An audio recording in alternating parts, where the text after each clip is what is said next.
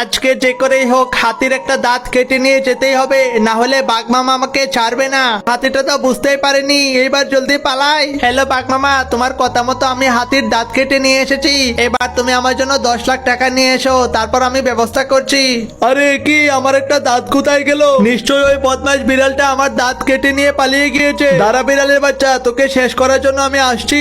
বাঘ মামার কথা মতো হাতির দাঁতটাকে দিয়ে বাঘের একটা মূর্তি তৈরি করি। যাই যাই, জলদি গিয়ে দেখি বিড়ালটা মনে হয় হাতির দাঁত দিয়ে আমার মূর্তি তৈরি করে ফেলেছে। বাঘ মামা, এই যে দেখো তোমার মুখের মূর্তি, একদম তোমার মতোই করে এঁকে দিয়েছি। এবার জলদি আমাকে 10 লাখ টাকা দাও। এইবার আমি এই মূর্তিটাকে নিয়ে আমার গুহার সামনে রাখবো, আর সবাইকে বলে বেড়াবো যে হাতির দাঁত দিয়ে মূর্তি বানিয়েছি।